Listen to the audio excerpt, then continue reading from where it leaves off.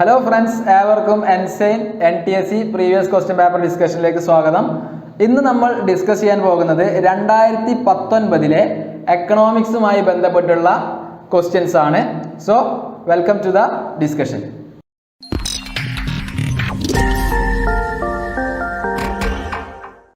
അപ്പോൾ നമുക്ക് ആദ്യത്തെ ക്വസ്റ്റ്യൻ നോക്കാം. Choose the false pair from the following statements about globalisation.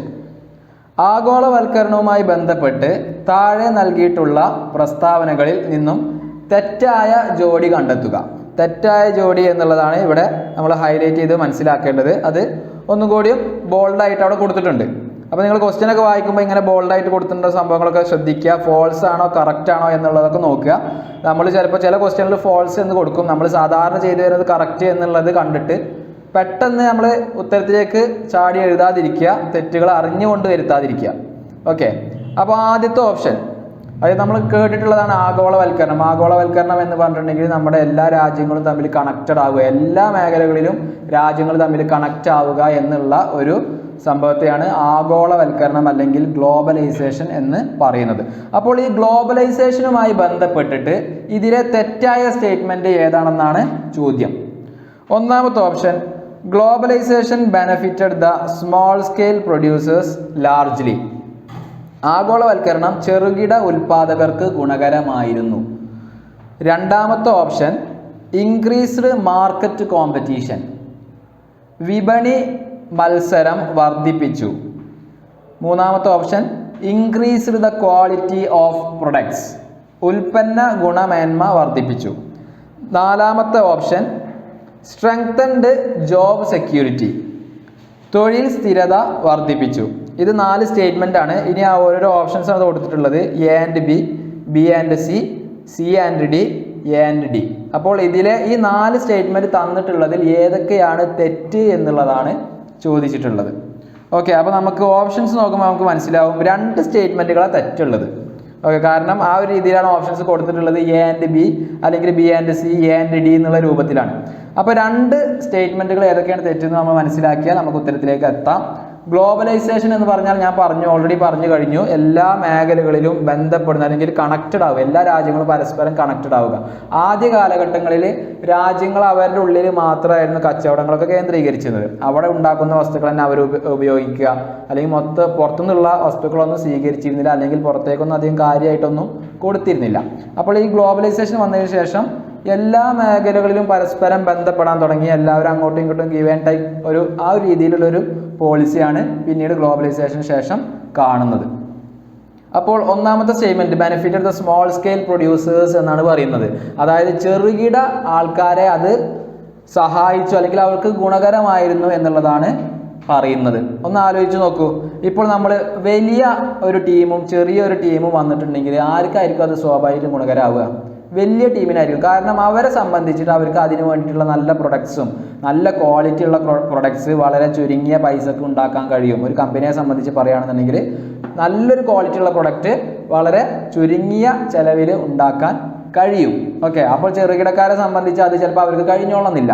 സ്വാഭാവികമായിട്ടും ഈ ഒരു ഓപ്ഷൻ, ഈ ഒരു സ്റ്റേറ്റ്മെന്റ് തെറ്റായിരിക്കും. ഓക്കെ, സ്മോൾ സ്കെയിൽ പ്രൊഡ്യൂസേഴ്സിനല്ല, ലാർജ് സ്കെയിൽ പ്രൊഡ്യൂസേഴ്സിനാണ് അത് സഹായിക്കുക.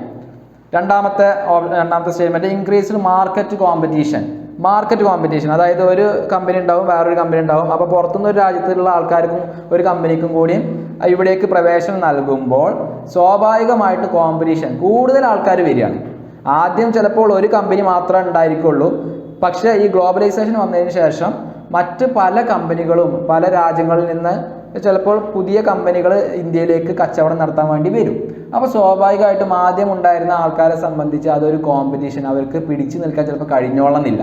ഓക്കെ, അപ്പോൾ കോമ്പറ്റീഷൻ വർദ്ധിക്കുകയാണ്. കോമ്പറ്റീഷൻ വർദ്ധിക്കുമ്പോൾ ചെറിയ വിലയിൽ നല്ലൊരു പ്രൊഡക്റ്റ് കൊടുക്കേണ്ടി വരും.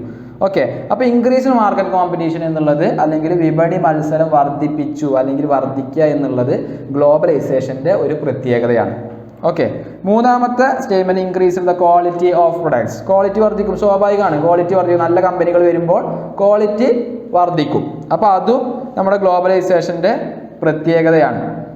നാലാമത്തെ സ്റ്റേറ്റ്മെന്റ് നോക്കൂ, സ്ട്രെങ്തൻഡ് ജോബ് സെക്യൂരിറ്റി, അതായത് തൊഴിൽ സ്ഥിരത വർദ്ധിപ്പിച്ചു എന്നുള്ളതാണ്. തൊഴിൽ സ്ഥിരത എന്ന് പറഞ്ഞാൽ എന്താ? നമ്മൾ ഒരു കമ്പനിയിൽ വർക്ക് ചെയ്യുമ്പോൾ നമുക്ക് ആ കമ്പനിയിൽ കിട്ടുന്ന നമ്മുടെ ശമ്പളവും അല്ലെങ്കിൽ അത് അവർ തരുന്ന സുരക്ഷ ആയിട്ടുള്ള നമ്മളിപ്പോൾ ചിലപ്പോൾ ഇൻഷുറൻസ് ഉണ്ടാവും അല്ലെങ്കിൽ മറ്റുള്ള കാര്യങ്ങൾ ആനുകൂല്യങ്ങൾ ബോണസൊക്കെ തരും. അപ്പോൾ ഈ ഗ്ലോബലൈസേഷൻ ആദ്യകാല ഗ്ലോബലൈസേഷൻ ഇല്ല എന്നുണ്ടെങ്കിൽ ചുരുങ്ങിയ ആൾക്കാരെ ഉണ്ടാവുള്ളൂ. ആ ചുരുങ്ങിയ ആൾക്കാരെ വെച്ചിട്ട് ആ കമ്പനി പ്രവർത്തിക്കേണ്ടി വരും. പുതിയതായിട്ട് പുറത്തുനിന്നും ചിലപ്പോൾ അധികം ആൾക്കാർ വരാനുണ്ടാവില്ല. നേരെ മറിച്ച് ഗ്ലോബലൈസേഷൻ വഴി പല രാജ്യങ്ങളും കണക്റ്റഡ് ആവുകയാണ്. കണക്റ്റഡ് ആകുമ്പോൾ ഇവിടുന്ന് ചിലപ്പോൾ നമ്മൾ വേറൊരു രാജ്യത്തേക്ക് ജോലി അന്വേഷിച്ച് പോകുമ്പോൾ നമ്മൾ ഗൾഫ് രാജ്യങ്ങളിലേക്ക് പോകുന്നുണ്ടല്ലോ, നമുക്ക് അവിടെ നമ്മുടെ ഡിമാൻഡ് കൂടാനുള്ള കാരണം എന്താ? അവിടുത്തെ ആൾക്കാരെ സംബന്ധിച്ച് നമ്മൾ കുറച്ച് പൈസക്ക് നമ്മൾ പണിയെടുത്ത് കൊടുക്കും. ഓക്കെ, ഇപ്പോൾ അതുപോലെ തന്നെ അമേരിക്ക തുടങ്ങിയ രാജ്യങ്ങളിലൊക്കെ നമ്മൾ കുടിയേറ്റം മൈഗ്രേഷൻ നടക്കുന്നുണ്ട്. അപ്പോൾ അവിടെ ചെല്ലുമ്പോൾ അവിടുത്തെ ശമ്പളവും അവിടുത്തെ രാജ്യക്കാർക്ക് അവിടുത്തെ സ്വദേശികൾക്ക് കൊടുക്കുന്ന ശമ്പളം എന്ന് പറയുന്നത് കുറച്ച് കൂടുതൽ കൊടുക്കേണ്ടി വരും. അപ്പോൾ നമ്മൾ അവിടെ ചെല്ലുമ്പോൾ നമുക്ക് കുറച്ച് ശമ്പളം തന്നാൽ മതി. ഓക്കെ, അപ്പോൾ ആ കമ്പനിക്കാർ ആരെയാണ് കൂടുതൽ സെലക്ട് ചെയ്യുക? നമ്മളെ ആയിരിക്കും. അപ്പോൾ അങ്ങനെ വരുമ്പോൾ അവിടെ ഉള്ള ആൾക്കാർ, അല്ലെങ്കിൽ നമ്മുടെ രാജ്യത്തിന് അത് ബാധകമാണ്. നമ്മളിപ്പോൾ ബംഗാളികളെ ആലോചിച്ചാൽ മതി. സിമ്പിളായിട്ട് ബംഗാളികളെ ആലോചിച്ചിട്ടുണ്ടെങ്കിൽ അവർ കുറഞ്ഞ പൈസക്ക് നല്ല പണികൾ എടുത്തു കൊടുക്കും. അപ്പോൾ സ്വാഭാവികമായിട്ട് നമ്മുടെ രാജ്യക്കാർക്ക് അത് നഷ്ടം വരും, അല്ലെങ്കിൽ നമ്മുടെ സംസ്ഥാനത്തുള്ള സ്വദേശികൾക്ക് അവരുടെ ജോബ് നഷ്ടപ്പെടാനുള്ള ചാൻസ് കൂടുതലാണ്. അപ്പോൾ സ്ട്രെങ്തൻഡ് ജോബ് സെക്യൂരിറ്റി എന്നുള്ളത് ഒരു ഫോൾസ് ആയിട്ടുള്ളതാണ്. കാരണം എന്താണെന്ന് വെച്ചിട്ടുണ്ടെങ്കിൽ ജോബ് സെക്യൂരിറ്റി നഷ്ടപ്പെടാനാണ് ചാൻസ് ഏതിൽ കൂടുതൽ? ഗ്ലോബലൈസേഷനിൽ കൂടുതൽ. സോ ആൻസർ എന്ന് പറയുന്നത് നമ്മുടെ ഓപ്ഷൻ 4 ആണ്. അതായത് സ്റ്റേറ്റ്മെൻറ്റ് എ ആൻഡ് ഡി എന്നുള്ളത് തെറ്റാണ്. അങ്ങനെ വരുമ്പോൾ ഓപ്ഷൻ 4 ആണ് അതിൻ്റെ ആൻസർ. നെക്സ്റ്റ് ക്വസ്റ്റ്യൻ നോക്കാം. The average income of Maharashtra is much more than that of Kerala, but Kerala's social indices are much above than Maharashtra. This is reasoned on the fact that Maharashtra സംസ്ഥാനത്തിൻ്റെ ആളോഹരി വരുമാനം കേരളത്തിൻ്റെതിനേക്കാൾ ഉയർന്നതാണ്. എന്നാൽ സാമൂഹ്യ വികസന സൂചികകളിൽ കേരളമാണ് മുന്നിൽ. ഇതിൻ്റെ പ്രധാന കാരണം, അതായത് നമ്മുടെ മൊത്തം സംസ്ഥാനങ്ങളുടെ വരുമാനം എടുത്തിട്ട് ആളോഹരി വരുമാനം പെർ ക്യാപിറ്റ ഇൻകം എന്നൊക്കെ പറയുന്ന ഒരു സംഭവമുണ്ട്. അത് എടുക്കുമ്പോൾ മഹാരാഷ്ട്ര നമ്മളെക്കാളും മുന്നിലാണ്. അല്ലെങ്കിൽ മഹാരാഷ്ട്രയുടെ ആവറേജ് ഇൻകം ശരാശരി വരുമാനം, ഈ ശരാശരി വരുമാനം മഹാരാഷ്ട്രയുടേത് കേരളത്തിനേക്കാളും കൂടുതലാണ്. പക്ഷേ കേരളമാണ് സാമൂഹ്യ വികസന സൂചികളിൽ മുന്നിൽ. ഓക്കെ, അതായത് എഡ്യൂക്കേഷൻ ആയാലും ഹെൽത്ത് ആയാലും മറ്റുള്ള കാര്യങ്ങളിലൊക്കെ മഹാരാഷ്ട്രയേക്കാൾ കേരളമാണ് മുന്നിൽ. എങ്ങനെ ആയിരുന്നിട്ട് കൂടി അവർക്ക് വരുമാനം കൂടിയിരുന്നിട്ട് പോലും നമ്മളാണ് ഈ പറഞ്ഞ മൊത്തം സാമൂഹ്യ സൂചികൾ എടുക്കുമ്പോൾ നമ്മളാണ് മുന്നിൽ. അതിനുള്ള കാരണം എന്താണെന്നാണ് ചോദ്യം. ദ NSDP അല്ലെങ്കിൽ net state domestic product of Kerala is higher. കേരളത്തിൻ്റെ അറ്റ സംസ്ഥാന ആഭ്യന്തര ഉൽപ്പാദനം കൂടുതലാണ്. രണ്ടാമത്തത് foreign remittances is higher in Kerala. അതായത് പുറത്തു നിന്നുള്ള നമ്മൾ പ്രവാസികൾ പോയിട്ടുണ്ടെങ്കിൽ അവർ ഇങ്ങോട്ട് ക്യാഷ് അയക്കുന്നുണ്ട്, അത് കേരളത്തിൽ കൂടുതലാണ് എന്ന് പറയുന്നുണ്ട്. മൂന്നാമത്തെ ഓപ്ഷൻ എന്ന് പറഞ്ഞാൽ private goods are cheaper in Kerala. കേരളത്തിൽ സ്വകാര്യ ഉൽപ്പന്നങ്ങൾക്ക് വളരെ തുച്ഛമായ പൈസയാണ് മറ്റ് സംസ്ഥാനത്തിനെ അപേക്ഷിച്ചിട്ട്. മഹാരാഷ്ട്രയെ സംബന്ധിച്ചിട്ട് നമുക്ക് സ്വകാര്യ ഉൽപ്പന്നങ്ങളൊക്കെ കുറഞ്ഞ ചിലവിൽ കിട്ടും. നാലാമത്തെ ഓപ്ഷൻ എന്ന് പറയുന്നത് collective goods are cheaper in Kerala. കേരളത്തിൽ കളക്റ്റീവ് ഗുഡ്സ്, അതായത് പൊതുവായിട്ട് സാമൂഹ്യ ഉൽപ്പന്നങ്ങൾ എന്നാണ് പറയുന്നത്. സാമൂഹ്യ ഉൽപ്പന്നങ്ങൾ എന്ന് പറഞ്ഞെങ്കിൽ മൊത്തത്തിൽ എല്ലാവരെയും കൂടി പരിഗണിക്കുന്ന, എല്ലാവർക്കും ആവശ്യം വരുന്ന ഉൽപ്പന്നങ്ങൾ, അതിനാണ് സാമൂഹ്യ ഉൽപ്പന്നങ്ങൾ എന്ന് പറയാം. അതിൻ്റെ വില കുറവാണ് എന്നുള്ളതാണ് പറയുന്നത്. NSDP net state domestic product എന്ന് പറഞ്ഞിട്ടുണ്ടെങ്കിൽ നമ്മൾ സിമ്പിളായിട്ട് ആലോചിക്കുക, നമ്മൾ NDP പഠിച്ചിട്ടുണ്ടായിരുന്നു. NDP എന്ന് പറഞ്ഞിട്ടുണ്ടെങ്കിൽ GDP മൈനസ് ഡിപ്രീസിയേഷൻ. ഓക്കെ, അതേപോലെ സംസ്ഥാനത്തിൻ്റെ എടുക്കുമ്പോഴാണ് എന്ത് പറയുക, അതിന് നെറ്റ് സ്റ്റേറ്റ് ഡൊമസ്റ്റിക് പ്രൊഡക്റ്റ് എന്ന് പറയാം. ഓക്കെ, അതിൻ്റെ ഇടയിൽ ഒരു എസ് വന്നിട്ടുണ്ട്, സ്റ്റേറ്റ് എന്നുള്ളതാണ്. മറ്റേ നമ്മൾ ദേശീയ GDP ആയിട്ടുള്ളതാണ് പഠിച്ചിരുന്നത്. അതിൻ്റെ സംസ്ഥാന തലത്തിലേക്ക് വരുമ്പോൾ അതിനെ NSDP എന്നാണ് പറയാം. അപ്പോൾ അത് കേരളത്തിന് കൂടുതലാണ് എന്നാണ് പറയുന്നത്. ഇവിടെ ആൻസർ വരുന്നത് collective goods are cheaper in Kerala എന്നുള്ളതാണ്. ഓക്കെ, ഫോറിൻ റെമിറ്റൻസസ് കൂടി എന്ന് വിചാരിച്ചിട്ട് സാമൂഹ്യ വികസന സൂചികളിൽ എല്ലാത്തിലും നമ്മൾ മുന്നിലായിക്കോളണമെന്ന് പറയാൻ കഴിയില്ല. അതുപോലെ തന്നെയാണ് NSDPയുടെ കാര്യം, അല്ലെങ്കിൽ അറ്റ സംസ്ഥാന ആഭ്യന്തര ഉൽപ്പാദനത്തിൻ്റെ കാര്യം അങ്ങനെയാണ്. നമ്മൾ കുറേ ക്യാഷ് കുറേ വസ്തുക്കൾ കുറേ വസ്തുക്കൾ നമ്മൾ വിറ്റ് ക്യാഷ് ഉണ്ടാക്കിയോണ്ട് എന്തുണ്ടായിക്കൊള്ളുന്നില്ല, നമ്മുടെ സാമൂഹ്യ വികസന സൂചികൾ കൂടിക്കൊണ്ടിരിക്കണമെന്നില്ല. ഇപ്പം മഹാരാഷ്ട്ര ഓൾറെഡി നമ്മുടെ ക്വസ്റ്റ്യനിൽ പറയുന്നുണ്ട്, മഹാരാഷ്ട്രയുടെ വരുമാനം കൂടുതലുണ്ട് എന്ന് ഓൾറെഡി അവിടെ ക്വസ്റ്റ്യനിൽ തന്നിട്ടുണ്ട്. അപ്പോൾ അതിനൊക്കെ സപ്പോർട്ട് ചെയ്യുന്ന കാര്യങ്ങളൊക്കെയാണ് അതുമായി ബന്ധപ്പെട്ടുള്ള സ്റ്റേറ്റ്മെൻറ്റുകളാണ് ഫസ്റ്റത്തെ സ്റ്റേറ്റ്മെൻറ്റും രണ്ടാമത്തെ സ്റ്റേറ്റ്മെൻറ്റും മൂന്നാമത്തെ സ്റ്റേറ്റ്മെൻറ്റും വേണമെങ്കിൽ പറയാം. മൂന്നാമത്തെ സ്റ്റേറ്റ്മെൻറ്റ് എന്ന് പറഞ്ഞാൽ പ്രൈവറ്റ് ഗുഡ്സ് ആണ്. പ്രൈവറ്റ് ഗുഡ്സ് എന്ന് പറഞ്ഞാൽ നമ്മൾ എക്സ്ട്രാ നമുക്ക് അത്യാവശ്യമായിട്ടുള്ള കാര്യങ്ങൾക്ക് പുറമേ നമ്മൾ മേടിക്കുന്ന ഗുഡ്സിനാണ് പ്രൈവറ്റ് ഗുഡ്സ് എന്നൊക്കെ പറയാം. അത് മേടിക്കണമെന്നുണ്ടെങ്കിൽ നമുക്ക് പൈസ കൂടുതൽ ഉണ്ടാവണം. ഓക്കെ, അപ്പോൾ മഹാരാഷ്ട്രക്ക് അങ്ങനത്തെ കാര്യങ്ങളൊക്കെ പൈസ കൂടുതലാണ്, ആളോഹരി വരുമാനം കൂടുതലാണ് മഹാരാഷ്ട്രയെ സംബന്ധിച്ചിട്ട്. കേരളത്തിന് അത് കുറവാണ്. സ്വാഭാവികമായിട്ട് ഈ പറഞ്ഞ ഓപ്ഷൻസ് ഒക്കെ നമുക്ക് ഇതാക്കാം, മാറ്റിക്കളയാം. ഇതിൽ രണ്ടാമത്തെ ഫോറിൻ റെമിറ്റൻസ് എന്ന് പറയുന്നത് കേരളത്തിന് അത്യാവശ്യം കിട്ടുന്നുണ്ട്. ഓക്കെ, കുറേയൊക്കെ കിട്ടുന്നുണ്ട്. പക്ഷെ അതൊന്നും നമ്മുടെ എന്തിന് സാറ്റിസ്ഫൈഡ് അല്ല, ഈ പറയുന്ന സോഷ്യൽ ഇൻഡസ്ട്രീസ് കൂടാൻ സാറ്റിസ്ഫൈ അല്ലെങ്കിൽ നെസസറി ആയിട്ടുള്ള ഒരു കാര്യമല്ല. അപ്പോൾ ഇവിടെ ആൻസർ വരുന്നത് collective goods are cheaper in Kerala എന്നുള്ളതാണ്. കാരണം സാമൂഹ്യമായിട്ട് എല്ലാവർക്കും കിട്ടേണ്ട വിദ്യാഭ്യാസം, അതുപോലെ തന്നെ ആരോഗ്യം, പിന്നെ മറ്റുള്ള കാര്യങ്ങളൊക്കെ വരുമ്പോൾ കേരളം ഒന്നും കൂടി മുന്നിലാണ്. നമുക്കറിയാം, ഇപ്പോൾ നമ്മൾ ഗവൺമെൻറ് ആശുപത്രികൾ എല്ലായിടത്തും ഉണ്ട്. അതുപോലെ തന്നെ ഇപ്പോൾ അടുത്തൊക്കെ വന്ന വാർത്തകളിൽ കേരളത്തിൻ്റെ ആശുപത്രികളിൽ 36 നാഷണൽ ഇത് പ്രകാരം കണക്ക് പ്രകാരം 36 ആശുപത്രികൾ തിരഞ്ഞെടുത്തതിൽ അതിൽ ഏകദേശം 9 ആശുപത്രികളും കേരളത്തിൽ നിന്നാണ്. മൊത്തം 28 സംസ്ഥാനങ്ങൾ എടുക്കുന്നതിൽ 36 ആശുപത്രികളിൽ 9 ആശുപത്രികളും കേരളത്തിൽ നിന്നുള്ളതാണ്. അപ്പോൾ അങ്ങനെ നമ്മൾ പബ്ലിക്കായിട്ട് ഫ്രീ ആയിട്ട് എന്ത് കൊടുക്കുകയാണ്, ഹെൽത്തൊക്കെ നമ്മൾ പ്രൈമറി ഹെൽത്തൊക്കെ നമ്മൾ കൊടുക്കുകയാണ്. സ്വാഭാവികമായിട്ടും ആ കാര്യങ്ങളൊക്കെ കേരളം മുന്നോട്ട് വെക്കും. അതുപോലെ തന്നെ എഡ്യൂക്കേഷൻ ഫീൽഡിൽ നമ്മൾക്കറിയാം പബ്ലിക് ഇൻസ്റ്റിറ്റ്യൂഷൻസ് കൂടിക്കൊണ്ടിരിക്കുകയാണ്. സർക്കാർ വിദ്യാഭ്യാസങ്ങൾ അല്ലെങ്കിൽ വിദ്യാഭ്യാസ സ്ഥാപനങ്ങൾ വളരെയധികം മുന്നോട്ട് പോയിക്കൊണ്ടിരിക്കുകയാണ്. സ്വാഭാവികമായിട്ടും ആ മേഖലയിലും കേരളം മുന്നോട്ട് പോയിക്കൊണ്ടിരിക്കുകയാണ്. അപ്പോൾ ഇതിൽ ആൻസർ നാലാമത്തെ ഓപ്ഷനാണ്, collective goods are cheaper in Kerala എന്നുള്ളതാണ്. Next question, the nature of employment in the agriculture sector in India can be characterised as. ഇന്ത്യയുടെ കാർഷിക മേഖലയിൽ നിലനിൽക്കുന്ന തൊഴിൽ ഇല്ലായ്മയുടെ സ്വഭാവം ഇപ്രകാരം സംഗ്രഹിക്കാം. എന്താണ് നമ്മുടെ രാജ്യത്തുള്ള കാർഷിക മേഖലയിലുള്ള ഒരു പ്രശ്നം ആയിട്ടാണ് ചോദിക്കുന്നത്, അല്ലെങ്കിൽ അതിൻ്റെ സ്വഭാവം പറയാനാണ് പറയുന്നത്. ഒന്നാമത്തെ ഓപ്ഷൻ അണ്ടർ എംപ്ലോയിഡ്, രണ്ടാമത്തെ സീസണലി എംപ്ലോയിഡ്, മൂന്നാമത്തെ ഡിസ്ഗൈസ്ഡ്ലി എംപ്ലോയിഡ്, നാലാമത്തത് ഓൾ ഓഫ് ദി അബോവ്. അതിൻ്റെ മലയാളം കാര്യങ്ങൾ അപ്പുറത്ത് കൊടുത്തിട്ടുണ്ട്. അപൂർണ തൊഴിൽ ലഭ്യത, കാലഭേദ തൊഴിൽ ലഭ്യത, പ്രച്ഛന്ന തൊഴിൽ ലഭ്യത, മുകളിൽ സൂചിപ്പിച്ചവയെല്ലാം. ഇവിടെ നമ്മൾ അൺഎംപ്ലോയ്മെൻറ്റുമായി ബന്ധപ്പെട്ടുള്ള ടേംസുകൾ നമ്മുടെ ടെക്സ്റ്റ് ബുക്കിൽ പഠിക്കാനുണ്ട്. നമുക്ക് അത് കൃത്യമായിട്ട് നമ്മൾ വ്യക്തമായിട്ട് നമ്മൾ പഠിച്ചു കഴിഞ്ഞാൽ ഇതിൻ്റെ ഉത്തരം നമുക്ക് കിട്ടും. അൺഎംപ്ലോയിഡ് എന്ന് പറഞ്ഞിട്ടുണ്ടെങ്കിൽ ആവശ്യമായിട്ടുള്ള തൊഴിൽ ഇല്ലാത്ത സംഭവമാണ്. ഓക്കെ, അവർക്ക് പൂർണ്ണമായിട്ട് ഉപയോഗപ്പെടുത്താൻ പറ്റിയ ഒരു തൊഴിൽ ഇല്ലെങ്കിലാണ് അതിന് അപൂർണ തൊഴിൽ ലഭ്യത എന്ന് പറയാം. രണ്ടാമത്തത് സീസണലി എംപ്ലോയിഡ് ആണ്. സീസണലി എംപ്ലോയിഡ് എന്ന് പറഞ്ഞിട്ടുണ്ടെങ്കിൽ ഏതെങ്കിലും ഒരു കാലാവസ്ഥയുമായി ബന്ധപ്പെട്ടായിരിക്കും അവർക്ക് തൊഴിലുണ്ടാവുക. വേറൊരു കാലാവസ്ഥ വരുമ്പോൾ അവർക്ക് തൊഴിൽ കിട്ടില്ല. അങ്ങനത്തെ എംപ്ലോയ്മെൻറ്റിനാണ് സീസണലി എംപ്ലോയിഡ് എന്ന് പറയാം. അപ്പോൾ ഇവിടെ അതാണ് രണ്ടാമത്തെ ഓപ്ഷൻ അല്ലെങ്കിൽ സ്റ്റേറ്റ്മെൻറ്റ് തന്നിട്ടുള്ളത്. മൂന്നാമത്തെ ഓപ്ഷൻ ഡിസ്ഗൈസ്ഡ്ലി എംപ്ലോയിഡ്. ഡിസ്ഗൈസ്ഡ്ലി എന്ന് പറഞ്ഞിട്ടുണ്ടെങ്കിൽ നമ്മൾ ആവശ്യത്തിൽ കൂടുതൽ ആൾക്കാർ ആ മേഖലയിൽ പ്രവർത്തിക്കുക. അതായത് ചിലപ്പോൾ 5 ആളുടെ ആവശ്യം ഉണ്ടാവുള്ളൂ, പക്ഷെ അവിടെ 10 ആൾക്കാർ പ്രവർത്തിക്കുമ്പോൾ ഒരേ പ്രൊഡക്ഷനാണ് ഉണ്ടാവുള്ളൂ.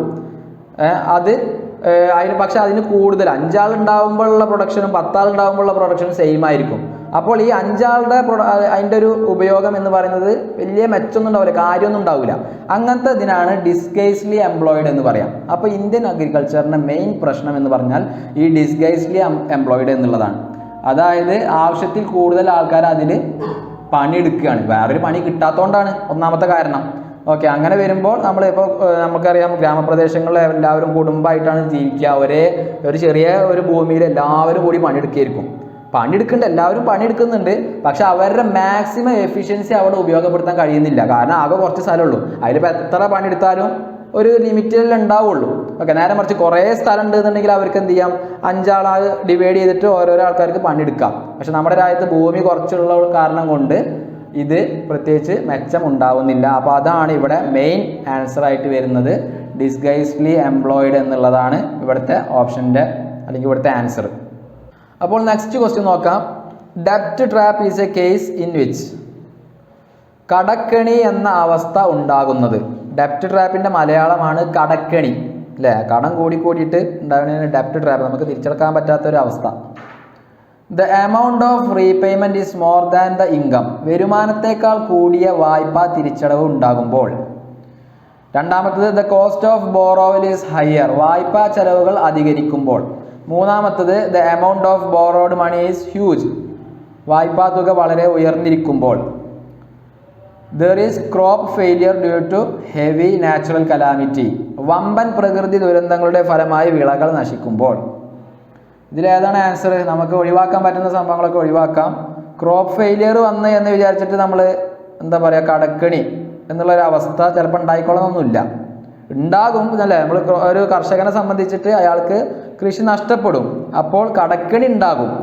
പക്ഷെ നമ്മൾ എപ്പോഴും ശ്രദ്ധിക്കേണ്ട ഒരു കാര്യം എന്താണെന്ന് വെച്ചിട്ടുണ്ടെങ്കിൽ ഏറ്റവും ആപ്റ്റ് സ്റ്റേറ്റ്മെന്റ് അല്ലെങ്കിൽ ഓപ്ഷൻ തിരഞ്ഞെടുക്കണം എന്നുള്ളതാണ്. എല്ലാതും ഇതിൽ ശരി തന്നെയാണ്, പക്ഷേ ഏറ്റവും കറക്റ്റ് ആയിട്ട് വരുന്ന ഓപ്ഷൻസ് തിരഞ്ഞെടുക്കാം. Cost of borrowal is higher. Cost of borrowal എന്ന് പറഞ്ഞെങ്കിൽ നമ്മളൊരു ലോൺ എടുക്കുമ്പോൾ അതിൻ്റെ ഇവിടെ സംബന്ധിച്ച് നമുക്ക് പറയാം പലിശ. ഒരു ബാങ്കിൽ നിന്ന് നമ്മൾ ലോൺ എടുക്കുമ്പോൾ പലിശ കൂടുതലാകുമ്പോൾ സ്വാഭാവികമായിട്ടും അതിൻ്റെ ചിലവും കൂടാണ്, നമുക്ക് തിരിച്ചടക്കേണ്ടത് കൂടും. കോസ്റ്റ് ഓഫ് ബോറോവൽ എന്ന കോസ്റ്റ് പറഞ്ഞെങ്കിൽ ഇങ്ങനെയാണ്, പലിശക്ക് കൂടുമ്പോൾ സ്വാഭാവികമായിട്ടും അതിൻ്റെ കോസ്റ്റ് കൂടും. മൂന്നാമത്തെ statement the amount of borrowed money is huge. ഇപ്പോൾ നമ്മൾ വലിയൊരു സംഖ്യ മേടിച്ചു, പക്ഷെ അത് അയാൾക്ക് തിരിച്ചടക്കാൻ കഴിയുന്നുണ്ടെങ്കിൽ അത് അയാളെ കടക്കണിയിലാക്കില്ല. ഓക്കെ, വലിയ ബിസിനസ്സുകാരോ അല്ലെങ്കിൽ ഒരാൾ കടെടുക്കുമ്പോൾ വലിയ പൈസ എടുത്താലും അയാൾക്ക് തിരിച്ചടക്കാൻ പറ്റുന്നുണ്ടെങ്കിൽ അതൊരു കടക്കണിയിലേക്ക് പോകില്ല. കാരണം ഇവിടെ ജസ്റ്റ് പറയുന്നത് എന്ത് മാത്രമേ ഉള്ളൂ, ബോറോഡ് മണി കൂടുതലാവുന്നു എന്നേ പറയുന്നുള്ളൂ. അപ്പോൾ പക്ഷെ ഫസ്റ്റത്തെ സ്റ്റേറ്റ്മെന്റ് നോക്കൂ നിങ്ങൾ, the amount of repayment is more than the income. വരുമാനത്തേക്കാൾ കൂടുതൽ വായ്പ തിരിച്ചടക്കേണ്ടി വരിക അല്ലെ? നമുക്ക് വരുമാനം രണ്ടും കൂടി ഈക്വൽ ആയിട്ട് പോകുകയാണെന്നുണ്ടെങ്കിൽ കുഴപ്പമില്ലല്ലോ. പക്ഷെ ഇവിടെ എന്താ സംഭവിക്കുന്നത്, റീപേയ്മെന്റിന്റെ എമൗണ്ട് കൂടുകയാണ്, അടക്കേണ്ടത് കൂടുമ്പോൾ സ്വാഭാവികമായിട്ടും അയാൾ കടക്കണി വർദ്ധിച്ചുകൊണ്ടിരിക്കും. അപ്പോൾ ഇവിടെ ആൻസർ വരുന്നത് ഓപ്ഷൻ 1 ആണ്. ഡെപ്റ്റ് ട്രാപ്പ് എന്ന് പറഞ്ഞാൽ കൂടുതലായിട്ട് ഇതിലെ ഓപ്ഷൻ സാറ്റിസ്ഫൈഡ് ആവുന്നത് the amount of repayment is more than the income എന്നുള്ളതാണ്. Next question, 2 countries having identical average income and the same can be reasoned on. ശരാശരി വരുമാനം തുല്യമായ 2 രാജ്യങ്ങൾ ഉണ്ടെന്നിരിക്കട്ടെ, പ്രസ്തുത സാധ്യതയുള്ള പ്രധാന കാരണം. ഓക്കെ, കൺസെപ്റ്റ് ബേസ് ചോദ്യങ്ങളാണ് മിക്കതും. നല്ലപോലെ മനസ്സിലാക്കിയിട്ടില്ലെങ്കിൽ, നല്ല രീതിയിൽ മനസ്സിലാക്കിയിട്ടില്ലെങ്കിൽ നമ്മൾ പെട്ടെന്ന് തെറ്റാൻ ചാൻസ് ഉണ്ട്. ഒന്നാമത്തെ ഓപ്ഷൻ എന്ന് പറഞ്ഞിട്ടുണ്ടെങ്കിൽ economic growth rates of these 2 countries are the same.